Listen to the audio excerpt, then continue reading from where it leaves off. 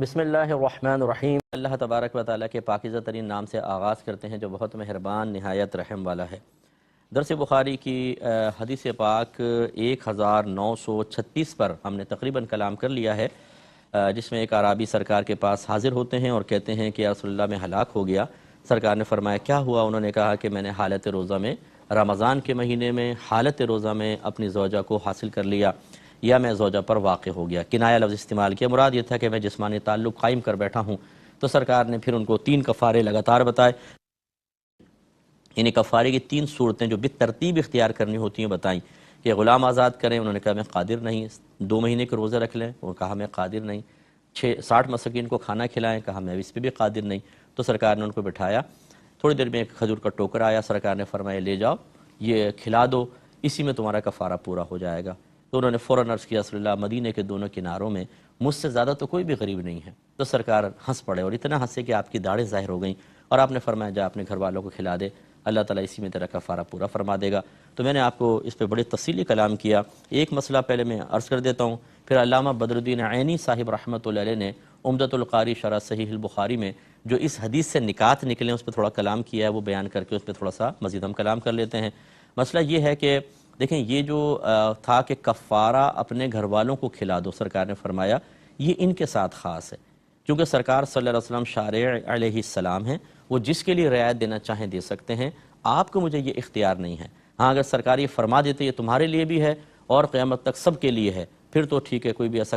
خود کفارہ دیتا، اگر خدا نخواستہ ہوتا گھر والوں کو کھلا دیتا، کفارہ پورا ہو جاتا، لیکن ایسا نہیں فرمایا۔ لہٰذا اب وہی حکم شرع ہوگا کہ جو سرکار نے پہلے بیان فرمایا، یہ رعایت صرف ان اعرابی کے ساتھ تھی۔ چنانچہ اگر خدا نخواستہ جو میں کچھ پروگرام پہلے ذکر کر چکا ہوں کہ ان شرائط کے ساتھ روزہ ٹوٹے گا تو قضا اور کفارہ دونوں لازم ہوں گے، وہاں سے دیکھ لیجئے گا۔ تو اگر کوئی واقعی اس طریقے سے روزہ توڑ دیتا ہے تو اسے پہلے غلام آزاد کرنا ہوگا، جو آج کل دور نہیں ہے، پھر 60 روزے لگاتار، اگر رکھنے پہ قادر ہے تو مساکین کو کھانا نہیں کھلا سکتا، اور اگر قادر نہیں ہے تو پھر یہاں پر آئے گا۔ ٹھیک ہے، تو یہ ترتیب ذرا اپنے ذہن میں رکھیے گا۔ اب علامہ بدر الدین عینی صاحب رحمۃ اللہ علیہ جو بیان فرما رہے ہیں وہ تھوڑا سا دیکھ لیتے ہیں کہ اور یہ فتح الباری کے اندر بھی علامہ ابن حجر عسقلانی صاحب رحمۃ اللہ علیہ نے اس پر کلام فرمایا ہے۔ پہلے ایک بات بیان فرمائی کہ جب کسی شخص نے کوئی خلاف شرع کام کر لیا ہو تو اس کے متعلق کسی عالم دین سے سوال کرنا چاہیے۔ جیسے ان عرابی کو غلطی ہو گئی تو فوراً سرکار کی بارگاہ میں آئے، اور یہ اللہ تعالیٰ کے حکم کے عین مطابق ہے، فَاسْأَلُوا أَهْلَ الذِّكْرِ إِن كُنتُمْ لَا تَعْلَمُونَ، اگر تم نہیں جانتے تو اہل علم سے کویسچن کرو، سوال کرو۔ تو اس لیے اچھی طرح یاد رکھیں جتنے میرے بھائی بہن مجھے سن رہے ہیں دنیا کے کسی بھی حصے میں، کہ اگر خدا نہ خواستہ کوئی جرم ہو جاتا ہے، کوئی خطا ہو جاتی ہے، تو یہ نہیں ہے کہ آپ اپنے ذہن میں بیٹھے ہوئے مفتی صاحب سے مسئلہ معلوم کر لیں، کیونکہ ہم خود ہی سوچتے ہیں کیا کریں، چلو یہ کر لیتے ہیں، یہ کر لیتے ہیں، ایسا نہیں ہوگا۔ اچھا دوسرا یہ بھی نہیں کہ مفتی گوگل پہ جا کر بیٹھ جائیں، کیونکہ آج کل مفتی گوگل صاحب بہت زبردست فتوے دے رہے ہیں، کوئی بھی جا کے وہاں لکھتا ہے، سرچ کرتا ہے، بہت سی چیزیں سامنے آ جاتی ہیں، پڑھ کر فیصلہ کرنے کی کوشش کرتے ہیں، یہ بھی غلط ہے۔ آپ کو نہیں پتہ چلے گا کہ آپ کی پرابلم کا حل ان میں سے کون سا ہے، اور آپ غلطی کر بیٹھیں گے۔ تیسرا یہ کہ جو مطلب عام لوگ ہیں جو فتویٰ دینے کے اہل نہیں ہیں، ان سے بھی آپ نہیں معلوم کر سکتے۔ یہ نہیں ہے کہ اپنے والد صاحب، والدہ، کزن، کوئی دوست، کوئی قاری صاحب، کوئی حافظ صاحب، حتیٰ کہ عام عالم بھی بعض اوقات فتویٰ دینے کا اہل نہیں ہوتا، اس کو مسئلے اتنے نہیں آتے، اس لیے ہمیشہ مسائل پوچھیں کسی اچھے مفتی صاحب سے۔ وہ میں تو ایک طالب علم ہوں اچھا، اور پھر مفتی ہے، دونوں چیزیں میرے پاس نہیں ہیں۔ میں بہر لوگ پیار محبت میں لاج رکھتے ہوئے مفتی کہتے ہیں، میں ایک طالب علم ہوں، اگر ہم سے موقع ملے پوچھ لیں، لیکن یہ کہنے کا مطلب نہیں کہ مجھ سے، اپنے اطراف میں دیکھیں جو اچھے مستند مفتیان کرام ہیں ان سے مسئلہ معلوم کریں۔ جیسے جب آپ کو کوئی کورٹ کا مسئلہ ہوتا ہے، عام وکیل نہیں کریں گے، کوئی اچھا وکیل کریں گے۔ بچوں کو ٹیوشن پڑھانی ہو، بہترین استاد چاہیے۔ کسی اسکول کا انتخاب کرنا ہو، بہترین اسکول میں جائیں گے۔ کوئی خریداری کرنی ہو، سب سے بہترین مارکیٹ کو چوائس کیا جاتا ہے، لیکن جب دین کی باری آتی ہے تو روڈ پہ بھی کھڑے ہوئے کسی شخص سے مسئلہ معلوم کر کے کہتے ہیں ہم نے معلوم کر لیا ہے، اور اس میں ٹھوکریں لگنے کا اندیشہ ہے۔ تو اس پہلی بات تو یہ کہ فوراً معلوم کریں، اور کسی مستند شخص سے معلوم کریں۔ اور معلوم کرنے کا مطلب یہ نہیں ہے کہ کرنے کے بعد اب کہیں اچھا اب میں سوچتا ہوں کہ اس پر عمل کرنا ہے کہ نہیں کرنا۔ تو بعض ایسے بھی ہیں کہ جو کسی عالم سے پوچھتے کہتے ہیں آپ صحیح کہہ رہے ہیں لیکن میرے خیال میں ایسا ہے۔ اوہو، آپ کے خیال میں؟ آپ نے دین کی کتنی کتابیں پڑھی ہیں، کتنے علماء سے استفادہ کیا ہے؟ اب وہ کہتے ہیں جی ہم نے قرآن کی تفسیر پڑھی ہے، قرآن کی تفسیر سے سارے مسئلے آ جاتے ہیں؟ ایسا ہوتا ہی نہیں ہے۔ قرآن میں کون سے ساری باتیں بیان ہو گئی ہیں؟ قرآن میں اجمالی بیان ہے، پہلی بات کہ تفصیل نہیں ہے، اور دوسرا ہر چیز کا بیان نہیں ہے۔ اس لیے حدیث کی طرف آتے ہیں۔ نبی کریم صلی اللہ علیہ وسلم نے حضرت معاذ بن جبل رضی اللہ تعالیٰ عنہ کو جب یمن کا حاکم بنا کر بھیجا تو یہ بارہا آپ نے حدیث سنی، سرکار نے فرمایا معاذ کس چیز سے فیصلہ کرو گے؟ عرض رسول اللہ قرآن پاک سے، کتاب اللہ سے کروں گا۔ سرکار نے فرمایا فَإِن لَمْ تَجِدْ، بس اگر تم اس میں نہ پاؤ تو، یعنی ہو سکتا ہو تمہاری نگاہ نہ پڑے یا تم اس تک رسائی تمہاری نہ ہو یا واقعی نہ ہو، اگر تم نہ پاؤ تو عرض رسول اللہ سنت رسول سے فیصلہ کروں گا، یعنی حدیث سے۔ سرکار نے فرمایا اگر اس میں بھی نہ پاؤ تو اس کا مطلب ہے بہت سی ایسی چیزیں ہوں گی جو حدیث میں بھی نہیں ہوں گی، پھر یہ کام ہے مجتہدین کا۔ تو تیسرے انہوں نے یہی کہا رسول اللہ اگر حدیث میں نہیں پاؤں گا تو پھر اپنی رائے سے فیصلہ کروں گا۔ اور نبی کریم صلی اللہ علیہ وسلم نے اللہ کی بارگاہ میں عرض کیا رب کریم تیرا شکر ہے کہ تو نے رسول کے قصد کو اس چیز کی توفیق عطا فرمائی جس سے اللہ اس کے رسول راضی ہیں۔ اسی لیے ہم مجتہدین کی اتباع کرتے ہیں، تقلید کرتے ہیں کہ وہ بڑے زبردست علوم کے حامل تھے، متقی تھے، پرہیزگار تھے اور قرآن و حدیث سے مسائل اخذ کرنے کا مالک اور صلاحیت رکھتے تھے، اس لیے ہم ان کے تقلید کرتے ہیں۔ کوئی حنفی ہے، کوئی شافعی ہے، کوئی مالکی ہے، کوئی حنبلی ہے۔ تو خلاصہ کلام یہ ہے کہ علماء سے آ کر معلوم کرنا چاہیے، اور جب معلوم کریں تو اس کا مطلب یہ نہیں ہے کہ اب آپ اس کو سامنے رکھ کر خود فیصلہ کریں گے کہ عمل کروں یا نہ کروں، ایسا نہیں۔ جو اللہ نے فرمایا فَاسْأَلُوا أَهْلَ الذِّكْرِ إِن كُنتُمْ لَا تَعْلَمُونَ، اگر تم نہیں جانتے تو اہل علم سے سوال کرو۔ اس میں ضمن یہ چیز پوشیدہ ہے کہ سوال کرو اور جب معلوم ہو جائے تو اس پر عمل کرو۔ دوسری آیت میں یہ بیان بھی ہوا اطیعوا اللہ واطیعوا الرسول وَأُولِي الْأَمْرِ مِنْكُمْ، تم اللہ کا کہنا مانو، اس کے رسول کی اطاعت کرو اور ان لوگوں کا حکم مانو جو تم میں حکم والے ہیں، ان کی اطاعت کرو۔ اور حکم والے کون ہیں؟ فقہا نے لکھا ہے، مفسرین نے لکھا ہے کہ اس سے مراد فقہا ہیں، مجتہدین ہیں۔ تو اس کا مطلب ان کا حکم ماننے کا حکم ہے، ان کا کہنا ماننا ہمارے لیے ضروری ہے۔ تو یہ خصوصی طور پر مطلب جو ہمارے کوئی صاحب منصب ہوتا ہے، کوئی شخص جیسے کمیٹی کے، مسجد کی کمیٹیوں والے ہوتے ہیں، بعض اوقات میلاد کمیٹی والے ہوتے ہیں، اسی طرح کوئی افسر ہیں، کوئی سردار ہیں، کوئی وڈیرا ہیں، کوئی چودھری صاحب ہیں، کوئی گورنمنٹ کے اونچے عہدے پر فائز ہیں، اور اسی طرح معذرت کے ساتھ ہر ایک نہیں، لیکن میں اکثر مثال دیتا ہوں کہ باہر کے ملکوں میں نے اس چیز کو بہت پایا کہ بہت سے لوگ اپنی پرسنل اسٹڈی کرنے کے بعد یہ سمجھتے ہیں یا انٹرنیٹ پر ان کی اچھی عادت ہوتی ہے کہ چلیں وہ پڑھ رہے ہیں، لیکن اس کا مطلب یہ نہیں ہے کہ کسی مستند عالم دین اور مفتی صاحب کے رائے کے مقابل اپنی رائے پیش کرنے کے آپ قابل ہو گئے ہیں۔ تو یہ جو مناصب ہیں، یہ پیسے کا زور، یہ طاقت، یہ بعض اوقات ہمیں اطاعت سے دور کر دیتی ہے اور ہم کہتے ہیں بھئی بس ٹھیک ہے،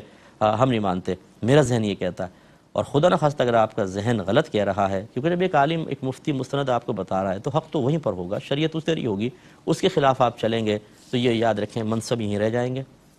اگر آپ امریکہ میں، یو کے میں، اٹلی میں، جاپان، چائنا، فرانس، جرمنی میں رہتے ہیں، قبر آپ کو وہی زمین کے اندر ہی آپ کو ملے گی۔ ایسا نہیں کہ آپ کو ساتویں آسمان پہ بٹھا دیا جائے گا، اور بہت سے تو واپس اپنے وطن ہی آتے ہیں، زندہ وہاں رہتے ہیں لیکن وفات کے بعد پھر ملک بہت پسند آتا ہے تو پھر ادھر آ جاتے ہیں، تو وہی اپنے اندھیری قبر میں جانا اور وہاں جا کر پھر حساب کتاب ہوگا۔ اس لیے میرا مشورہ یہ ہوگا بڑی ہمدردی کے ساتھ، پیار کے ساتھ، محبت کے ساتھ، کہ اللہ آپ کو اور عزت سے نوازے، اس کا انکار نہیں بلکہ دعا ہے، لیکن کبھی بھی دین کے معاملے کو عقل کے ترازو پہ نہ پرکھیں، ٹھوکر کھائیں گے۔ دوسرا مسئلہ انہوں نے بیان کیا کہ جو کام قبیح ہو یعنی برا ہو، اس کا صراحتاً ذکر کرنے کے بجائے اس کو کنایہ سے تعبیر کرنا چاہیے، کیونکہ اس شخص نے صراحتاً یہ نہیں کہا کہ میں رمضان میں اپنی بیوی سے وطی کر لیا، جمع کر لیا، بلکہ یہ کہا کہ میں اس پر واقع ہوا یا میں نے اس کو حاصل کر لیا۔ یعنی کہنے کا مطلب یہ ہے کہ شرم کے ساتھ مسئلہ معلوم کرنا چاہیے، حیا کے ساتھ کرنا چاہیے۔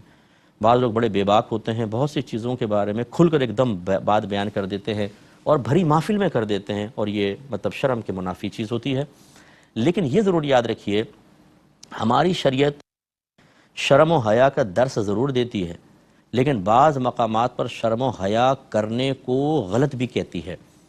بعض لوگ، بہت سے ایسے مسائل ہوتے ہیں جو اپنے پرسنل مسائل ہوتے ہیں، کچھ پرائیویٹ مسائل ہوتے ہیں، وہ کسی عالم دین سے پوچھتے ہوئے بھی شرماتے ہیں، بولتے ہیں یار شرم آ رہی ہے، ان سے پوچھوں، فلاں سے پوچھوں، فلاں سے پوچھوں۔ اچھا اب وہ اس کا حل کیسے نکلے گا؟ وہ اپنے ذہن سے بھی خود ہی سوچتے ہیں، یا پھر کزن، کوئی دوست، کوئی فلاں، ان سے معلوم کر لیا۔ وہ بھی سارے کے سارے اپنے وقت کے امام اعظم ابو حنیفہ بنے ہوتے ہیں، تو وہ الٹے سیدھے مسئلے بیان کر دیتے ہیں، اور انسان، میری تو چونکہ لائف اس میں بہت ایک طویل عرصہ زندگی کا گزرا ہے، تو ہم نے دیکھا ہے کہ بعض اوقات 10 سال تک گناہ ہو رہے ہوتے ہیں، اور کس سے شروع آئی ہے؟ جی فلاں سے مشورہ کیا تھا، اس نے ایسا کہا تھا، اور پتہ ہی نہیں ہے۔ تو اس لیے اچھی طرح یاد رکھیے کہ اس میں شرم تو نہیں کرنی چاہیے، لیکن جب آپ پوچھیں تو بڑی شرم کے ساتھ پوچھیں، یہ بہت اچھی چیز ہوتی ہے، کنایا بیان کریں۔ اب دیکھیں ہمارے نبی کریم صلی اللہ علیہ وسلم کی شرم کا ایک انداز دیکھیے۔ ایک خاتون نے پوچھا یا رسول اللہ صلی اللہ علیہ وسلم، میرے شوہر نے مجھے 3 طلاقیں دیں، پھر میں اپنے دوسرے شوہر کے پاس آئی اور ابھی ہمارا جسمانی تعلق قائم نہیں ہوا، تو کیا میں پہلے شوہر کے پاس جا سکتی ہوں؟ یعنی اگر یہ مجھے طلاق دے دیں تو میں ادھر چلی جاؤں؟ میرے آقا صلی اللہ علیہ وسلم نے فرمایا کہ نہیں، اس وقت تک تم پہلے شوہر کے لیے حلال نہیں ہوگی جب تک کہ تم اپنے شوہر کا اور تمہارا شوہر تمہارا کچھ شہد نہ چکھ لے۔ دیکھیں کنایا کتنے خوبصورت انداز میں، یعنی یہ جسمانی تعلق کی طرف اشارہ تھا، لیکن میرے آقا بڑی ہی شرم اور حیا کے ساتھ مسئلہ بیان کرتے تھے، ہمیں بھی اس طریقے کو اپنانا چاہیے۔ تیسرا کہتے ہیں کہ نبی کریم صلی اللہ علیہ وسلم نے اس کو ڈانٹا نہیں، نہ ہی اس پر غضب کا اظہار کیا، بلکہ اس کو نرمی اور ملائمت سے مسئلہ بتایا۔ اس سے معلوم ہوا کہ جب کوئی شخص گناہ کرنے کے بعد عالم دین کے پاس شرعی حکم معلوم کرنے آئے تو اس کو نرمی سے مسئلہ بتانا چاہیے۔ تو یہ بالکل ٹھیک بات ہے، لیکن یہاں 2 پہلو ہیں۔ اس حدیث کے مطابق تو یہی نتیجہ نکلا جو لکھا، بالکل ٹھیک ہے، لیکن بعض اوقات ایسا بھی ہے کہ کسی نے خطا کی ہے تو نبی کریم نے اظہار غضب فرمایا ہے، آپ ناراض ہوئے ہیں۔ جیسے ایک صحابی سے ملنے گئے سرکار تو انہوں نے ڈبل منزلہ مکان بنا لیا، یعنی اپنی پہلے مکان تھا اس پہ ایک اور منزل قائم کر لی، تو رحمت کونین صلی اللہ علیہ وسلم ناراض ہو کر واپس آ گئے۔ تو وہ آیا تو اس کو بتایا کہ سرکار آئے تھے اور تمہاری یہ منزل دیکھ کے ناراض ہو کے چلے گئے، تو انہوں نے اسی وقت اپنا وہ مکان گرا دیا، پورا مکان ہی گرا دیا۔ تو اسی طرح سرکار کا کئی مرتبہ کئی صحابہ کو جواب نہ دینا ثابت ہے کہ سلام کیا، اپنے چہرے انور پھیر لیا اور جواب نہیں دیا۔ بعض کا ایسا بھی ہوا ہے کہ آپ نے فرمایا تم اس کا جنازہ پڑھ لو، میں جنازہ نہیں پڑھوں گا، یہ بھی اظہار غضب تھا۔ تو یوں دونوں چیزیں ہیں، اس حدیث سے یہ چیز ضرور ثابت ہے، لہٰذا یہ میں اس لیے وضاحت کر رہا ہوں کہ اگر کوئی عالم دین آپ کی کسی خطا پر آپ کے ساتھ اس لیے سخت رویہ اختیار کرے کہ وہ یہ سمجھتا ہے کہ یہ بڑے پولائٹلی لے رہا ہے اس کو بھی جو گناہ خطا کا احساس نہیں ہے، تو اس کو احساس دلایا جائے، اس وجہ سے وہ سختی سے کام لیں، گناہ کا احساس دلائیں، بالکل صحیح ہے۔ یہاں تو یہ پہلے شرمندہ تھے، نادم تھے، یا رسول اللہ میں ہلاک ہو گیا یہ کہتے ہوئے آ رہے تھے، اب ان کو اور مزید کوئی ڈانٹنا یہ تو بالکل عجیب سا تھا۔ ڈانٹ ڈپٹ وہاں ہوتی ہے، سختی وہاں کی جاتی ہے، گناہ کا احساس وہاں دلایا جاتا ہے جب ایک عالم دین یا مفتی صاحب یہ محسوس کریں کہ یہ مطلب بہت آرام سے ایک بات کہہ رہا ہے۔ تو میری بھی عادت ہے کہ جب میں دیکھتا ہوں، اگرچہ ہو سکتا ہے سائل نادم شرمندہ ہی ہو، لیکن جب وہ میسج کرتا ہے تو ہمیں تو پتہ نہیں چلتا، وہ بڑے آرام سے مفتی صاحب یہ مجھ سے ہو گیا ہے اور اب میں سوچ رہا ہوں یوں اس طرح کیا حکم ہوگا، تو ہمیں ایسے احساس ہوتا ہے شاید اس کو گناہ کا کوئی احساس نہیں، آگے کی تو فکر کر رہا ہے، گناہ کی فکر کیسے کرے گا، اس پر توبہ کیسے کرے گا، اس پر پھر ہم احساس دلاتے ہیں، اور یہ ہماری اخلاقی اور شرعی ذمہ داری ہے۔ اس میں بعض اوقات ہمارے بھائی بہنی سمجھتے ہیں کہ یا کوئی بھی عالم دین کے پاس آپ گئے، یہ دیکھیں جی ہمیں ڈانٹ رہے ہیں، سختی کر رہے ہیں، بھئی ان کو حق حاصل ہے۔ اللہ تبارک و تعالیٰ نے قرآن عظیم میں گناہ گاروں کے لیے جہنم کے عذاب بیان ہوئے کہ نہیں ہوئے، بیان کیے کہ نہیں کیے، ان کی سزائیں بیان کی ہیں، نبی کریم نے بیان کی ہیں۔ تو یہ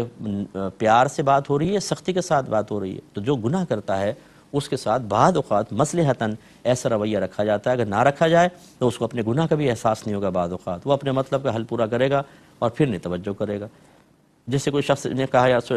مفتی صاحب میں اپنی بیوی کو مارتا ہوں، پیٹتا ہوں، گالی وغیرہ بکتا ہوں، پھر ایک دفعہ نا میری زبان سے یہ لفظ نکل گیا، بتائیے اس سے طلاق ہوئی کہ نہیں ہوئی؟ اب اگر میں صرف یہ اس سوال کا جواب دے دوں تو اس کو یہ احساس میرے خیال میں کیسے پیدا ہوگا کہ تم اپنی بیوی کو مار رہے ہو، پیٹ رہے ہو، وہ کسی کی بچی ہے، کسی کی بہن ہے، تمہارے بچوں کی ماں ہے، تمہاری کتنی خدمت کرتی ہے، تمہیں اس کا خیال نہیں کرنا چاہیے؟ اب اس پر اگر تھوڑا بہت کچھ سختی کا ساتھ ڈانٹا جائے اور سخت لہجہ اختیار کیا جائے اور وہ کہے کہ جی ہم نے تو آپ سے یہ طلاق کا مسئلہ پوچھا تھا، آپ اس مسئلے میں ڈانٹنے لگ گئے، وہ ڈانٹ ڈپٹ نہیں ہوتی، وہ اصل میں تنبیہ ہوتی ہے، وہ اصلاح کی طرف لانا ہوتا ہے۔ اور آپ خود سوچئے کہ یہ اس شخص کے لیے فائدہ مند ہے کہ نہیں ہے،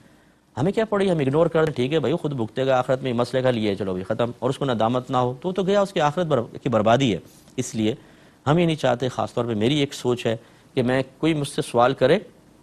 میں خود بڑا گناہ گار آدمی ہوں، لیکن میں نہیں چاہتا ہوں کہ وہ نفس و شیطان کے چنگل میں پھنسا رہے، ان سے نکالنے کے لیے ہم اپنا ایک طرز اختیار کرتے ہیں۔ کسی کو سمجھ میں آتا ہے تو آپ ہم سے سوال کریں، نہیں سمجھ میں آتا تو ہزارہ علماء موجود ہیں، ان سے مسئلہ معلوم کر لیں۔ لیکن بہرحال تو خلاصہ کلام یہ ہے کہ اب یہاں اصول کیا بنے گا، ایک شخص سے پہلے نادم ہے، شرمندہ ہے، وہ رو رہا ہے، وہ گھبرا رہا ہے، تو اب اس کو آپ ذرا نرمی اور پیار سے سمجھا دیں، خطا کا احساس یہاں پہ بھی دلائیں، توبہ کی طرف مائل کریں، لیکن بہت زیادہ ڈانٹ ڈپٹ اس کے ساتھ نہیں ہونی چاہیے، لیکن جس کو احساس ہی نہ ہو اس کو احساس دلانا بھی ہماری ایک ذمہ داری ہوگی، یہ ایک عالم کی ذمہ داری ہے۔ چوتھا مسئلہ نکالا کہ وہ شخص گناہ کرنے کے بعد اس پر نادم ہوا اور اس کو اپنے عذاب کا اب خود پر عذاب کا خوف دامن گیر ہوا، اس لیے اس نے کہا کہ میں دوزخ کے عذاب میں جل گیا، یا کہا کہ میں ہلاک ہو گیا۔ یعنی یہ بھی ایک بات پتہ چلی کہ جو صحابہ تھے اگر ان سے نادانستہ طور پہ یہ خطاً کبھی کچھ ایسا ہو جاتا تو وہ ایک لمحہ نہیں لگاتے تھے اپنے بارے میں یہ گمان کرنے میں کہ میرے ساتھ انجام برا ہو سکتا ہے، مجھے سزا مل سکتی ہے۔ اس سے نتیجہ نکلا کہ انسان کتنے بھی بڑے منصب پر فائز ہو جائے، وہ عالم ہو، مفتی ہو، پیر ہو، حافظ قرآن ہو، نعت خوان ہو، ٹھیک ہے نا، اسی طریقے سے کوئی ٹیچر ہے، اسی طرح کوئی اور دینی حوالے سے پہچانا جاتا ہے، امام صاحب ہیں، کوئی خطیب ہیں بہت بڑے، تو یہ مطلب نہیں ہے کہ اگر ہم سے کوئی خطا ہو جائے تو ہم اپنے منصب کو دیکھیں، یار میں چونکہ مفتی ہوں تو کوئی بات نہیں، تھوڑا بہت تو چلتا ہے، میں کوئی نعت خوان ہوں، تھوڑا بہت اوپر نیچے ہو گیا تو چلتا ہے۔ نو، جو جتنا اللہ کے قریب ہوتا ہے، واقعی قریب ہوتا ہے، روحانی ترقی اختیار کی ہوتا ہے، اسے اتنا ہی اپنی خطا پر خوف ہوتا ہے کہ ایسا نہ ہو جو اللہ نے اپنے کرم سے مجھے عطا فرمایا سب چھین لے اور سب ختم ہو جائے، تو وہ خوف زدہ ہوتا ہے۔ اس کا مطلب یہ ہوا کہ کسی دنیاوی منصب کو جو دینی اعتبار سے خاص طور پر ہے حاصل کرنے کے بعد اگر کوئی خطا کرنے کے بعد اپنے دل میں بے چینی اور اللہ کے عذاب کا خوف محسوس نہ کرے، اس کا مطلب ہے اس کا دل مردہ ہے، اس کا مطلب ہے اس کے دل میں مرض ہے، اس کا مطلب ہے کہ خوف خدا اس کے قلب سے نکل چکا ہے، اس کا مطلب ہے کہ وہ اس منصب پہ فائز ہونے کے باوجود نفس و شیطان کے تابع ہے، اور ہو سکتا ہے کہ اب شیطان اور نفس اس کو اور زیادہ برائی کی طرف لے جائیں۔ خیال کرنا چاہیے۔ اللہ تعالیٰ عمل کی توفیق عطا فرمائے، آمین۔ وآخر دعوانا ان الحمدللہ رب العالمین۔